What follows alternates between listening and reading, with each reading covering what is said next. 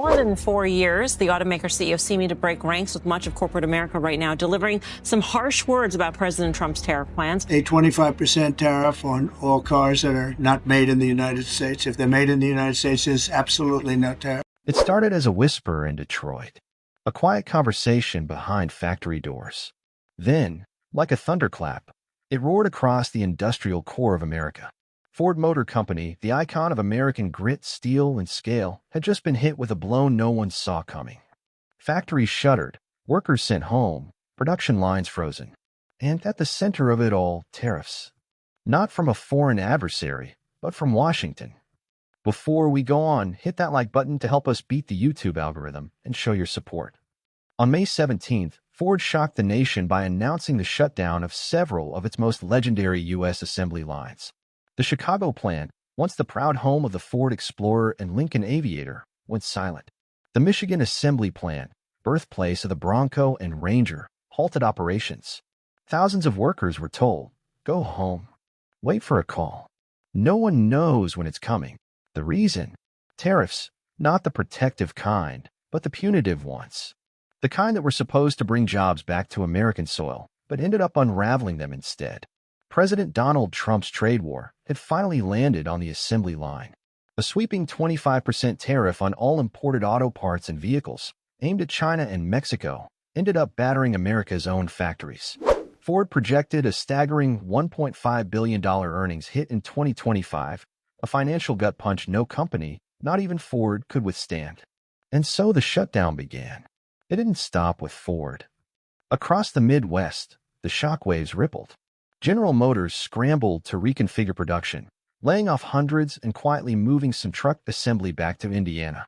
Stellantis, parent company of Chrysler and Dodge, idled entire facilities in Canada and Mexico. But the pain hit home. In Michigan and Indiana, 900 workers at parts suppliers lost their jobs overnight. Ford tried to hold the line. It rolled out emergency price adjustments. The Mustang Mach-E, the Maverick, and the Bronco Sport, all built in Mexico, saw their prices hiked by nearly $2,000 to offset tariff-related costs. Customers were stunned. Dealerships were blindsided. And still, it wasn't enough. Before we continue, hit that subscribe button to show your support for the channel. Behind closed doors, executives warned more cuts could be on the horizon. Tariffs had inflated costs on everything from steel to semiconductors. The Lincoln Nautilus, imported from China, became too expensive to compete in U.S. showrooms. Ford halted exports to China entirely, cutting itself off from one of the world's most lucrative auto markets. The message couldn't be clearer. The trade war wasn't a theory anymore.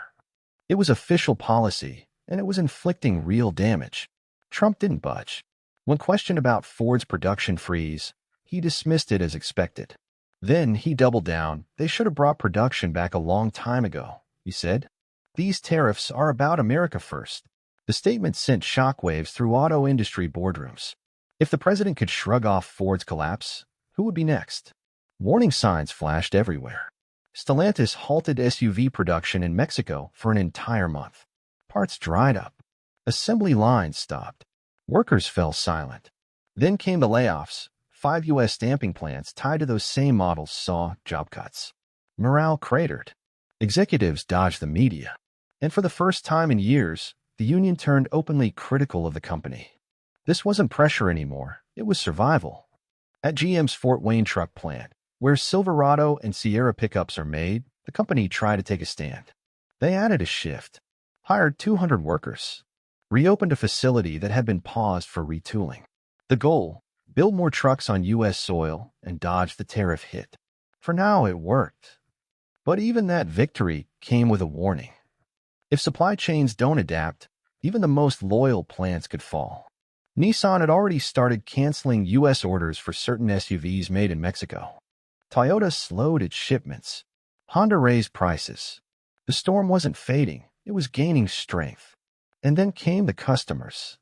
New car prices spiked in April, not by a few dollars, but by more than 2.5% in a single month. It was the largest jump in years. Dealerships warned that buyers were rushing to finalize deals before the next inevitable price hike. But inventory was drying up. Deliveries were falling behind. The models that once packed the lots were disappearing. Ford scrambled to respond. It rolled out employee pricing for all, a move usually reserved for moments of crisis. The goal was simple: keep the sales flowing, even as expenses soared. But it was only a temporary fix. The numbers stopped adding up. At every turn, the supply chain was cracking. Auto parts from Mexico were suddenly 25% more expensive. Vehicles assembled in Canada were hit with border taxes. Components from China, from batteries to semiconductors, faced duties of up to 30%. And the companies that relied on them were being pushed to the brink. Ford CEO Jim Farley called this the fairest fight in decades. He meant it as a show of resolve. But behind closed doors, Ford was slashing projections, revising guidance, and trying to explain to investors how a company that builds nearly 80% of its vehicles in the U.S. was still losing ground. Then came the layoffs in cities like Kokomo and Toledo. Workers who had weathered the last recession were finally let go. Component lines went dark. Entire shifts were wiped out. And the ripple spread through local economies. Diners, grocery stores, auto shops all felt the blow. At the state level, alarm bells rang. Governors convened emergency meetings. In Indiana, labor boards issued job loss warnings. In Michigan, city mayors pleaded with Washington for relief. But the tariffs remained in place. Wall Street watched in disbelief. Auto stocks tumbled. Supplier shares collapsed. Analysts warned that if tariffs continued, the industry could lose more than 1 million vehicle sales this year alone. And from Washington, nothing changed. The Trump administration held firm, insisting the pain was temporary, that companies would return, that factories would reopen. But inside the industry, no one was waiting. Ford began delaying future product launches. GM reassigned engineering teams.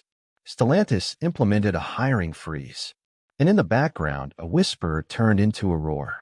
Is this what America First looks like? Because what's being lost now isn't just money, it's momentum.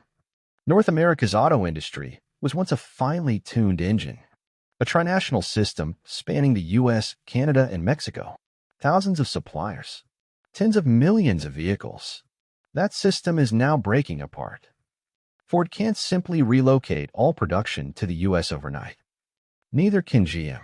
These supply chains took decades to build, optimized for speed, cost, and reliability. Unraveling them isn't just expensive. It's dangerous. Yet that's exactly what the tariffs are forcing. Decisions made not for efficiency, but for survival. Shift production here. Pause shipping there. Cancel an order. Raise a price. Hope. And through all of this, it's the workers who are paying the price. For every job gained in Indiana, one disappears in Michigan. For every shift added in Fort Wayne, another is cut in Windsor. It's a shell game, and the pieces are vanishing. The political divide is deepening. Trump says the fight is necessary.